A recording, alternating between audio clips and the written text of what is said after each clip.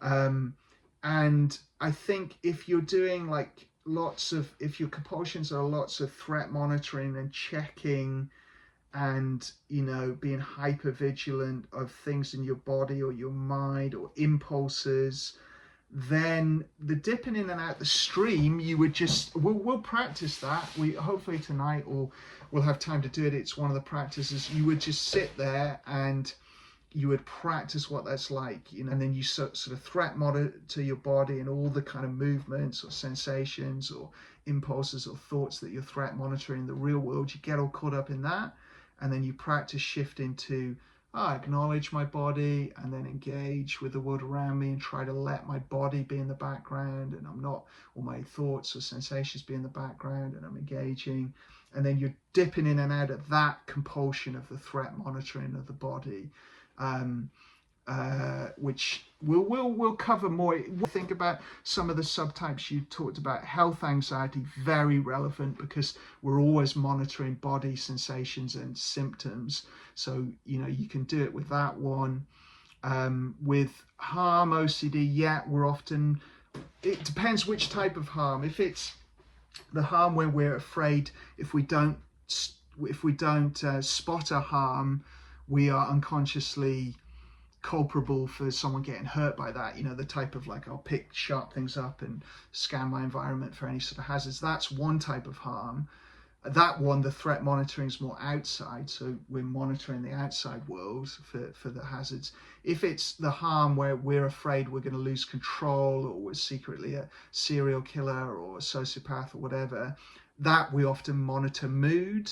And like, people will monitor, like, oh, I feel unstable and unhinged, and like I'm about to do something, and actually we're getting very threat focused on anxiety is what's happening, and then it's feeling very overwhelming. Or we threat monitor impulses, so the sense that we're about to move and attack someone or do something, so that it does show up there. POCD massively, people will be threat monitoring body sensations, non-concordant arousal, the groinal as it gets called, or attraction, or we'll threat monitor for triggers outside, or we might be threat monitoring for impulses where we feel like we're going to molest someone or something. All these sorts of things might be being threat monitored in that. Our OCD, we could be threat monitoring our feelings, like, do I feel love? Do I feel attraction? Do I feel sexual desire? Threat monitoring the person in the outside as well. So there will be in that one. Existential, there's often a lot of threat monitoring reality, or threat monitoring sense of self. Perfectionism, it's probably going to be the outside world, with threat monitoring for, like, is anything not feeling right and feeling imperfect. Contamination, threat monitoring for triggers, normally, like in the outside world, any signs of contamination. Check in with threat monitoring for the outside world. So do you see what I mean? With all the OCD themes, we're either threat monitoring our body and our sense of self and things like that, or we're threat monitoring the external world and triggers. And we've got to try to learn through dipping in and out of the stream to switch that to acknowledging, accepting, allowing, and then engaging, which is very different, right? If I walk past someone down the street and I threat monitor them, it's like, is that person shifty? What are they going to do? They look like they're going to attack me. What's wrong with them? Versus acknowledge that person. There's a person, and then refocus on where I'm walking. So they have very different qualities. We're trying to train up the ability to acknowledge rather than threat monitor. In health anxiety, it could be, if you've got health anxiety about heart stuff, you're monitoring the heart sensation. If it's like head stuff, head, other random pains, other various sensations of the body, you work it with that. You work it with threat monitoring the heart, and then switch to acknowledging and engaging.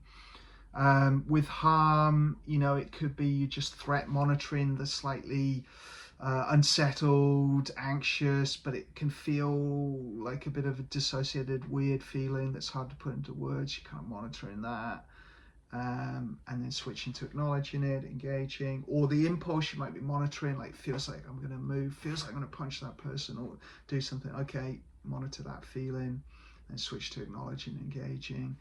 POCD, or any of the sort of taboo sexual ones, it might be the the groinal, the sort of non-concordant arousal, it's called. So, you know, it's a bigger topic, but essentially it's either an intrusive body sensation that's showing up, that's got paired with the trigger and it's just showing up all the time, or it's a checking and testing compulsion, where we're constantly scanning our body, and then we eventually start to stimulate the nerves. Like I focused on my hands there to do that practice. My hands felt really warm and tingly and like twice the size, and I hadn't really noticed my hands before that practice. The same sort of thing goes on with that, and with health anxiety, and with all of them.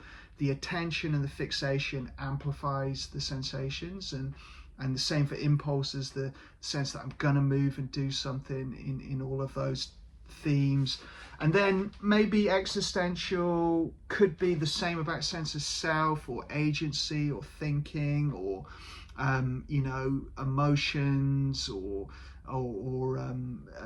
you know, kind of motivation, or depends what thing existential is going on for. It could be external world as well, might be threat monitoring, signs that it's not real, or other things like that. So we need to work it with those stuff. So you can do this for external things as well. I often do it with clients. I go, imagine we're threat monitoring for spiders in the room. So you're looking around the room trying to like spot a spider, and then switch to acknowledging and engaging and looking around the space in a relaxed and curious way, and then back to threat monitoring. Where's the spiders? Oh God. And then, you know, so you simulate it with something like that, you know, obviously if you had a spider phobia, you might do something else. And then you try and do the same thing with the external threat monitoring. You try and simulate in some way. Perfectionism, contamination checking, all of them, you could do that, but they might have feelings as well. You know, contamination is very much the feeling of disgust. We're often threat monitoring, checking. Sometimes we are threat monitoring the feeling of like, did it close enough? Did it, you know, we're threat monitoring our memory of like what actually happened? Did I check that well enough? And things like that. So you want to just adapt this. And if anyone's struggling to think how they adapt it, send me an email. I can tell you how to adapt it to the theme. And so you want to do dipping in and out the stream with the rumination, but also the threat monitoring. And sometimes it's blended, like I did in that practice. I mean, normally, very rarely do you actually have threat monitoring on its own, because normally, like with the groinal, I'm threat monitoring the sensation, and then I'm worried. I'm going, oh God, it feels like I'm aroused. Oh, that must mean so, blah, blah, blah, blah. So there's normally both of them are together. So, you know, you have to work on both. Anything you monitor becomes amplified and feels really real. So if it's body sensations, you monitor it enough, it starts to feel like a real thing.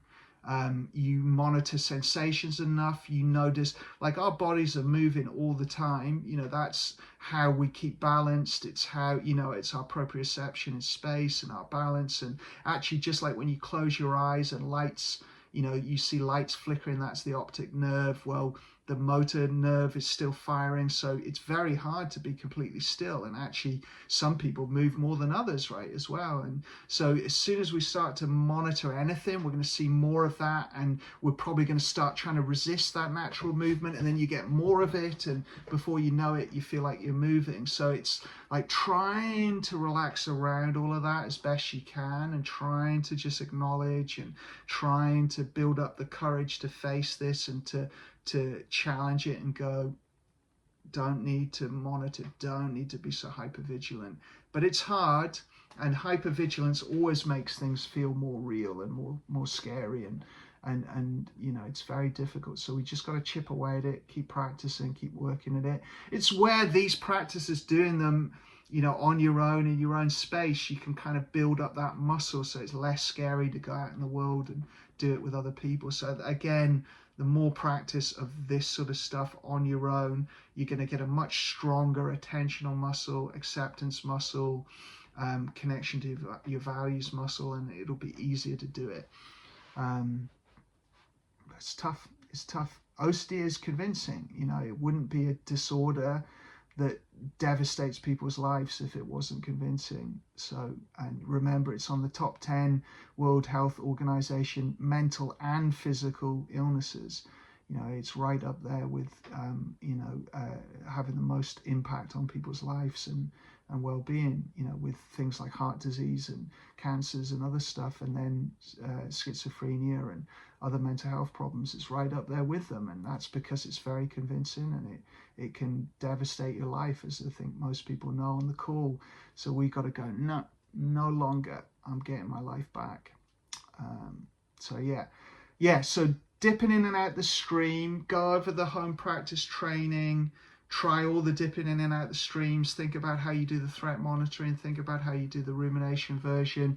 If it's all too intense, work the milder stuff. Do it with the feeling in your hands, or do it with another neutral sensation, do it with a pleasant daydream. Nothing wrong with staying at that level until your skills are stronger. But if you can start to challenge the OCD, do that. Don't be afraid to go towards it if you're starting to get the hang of this as well.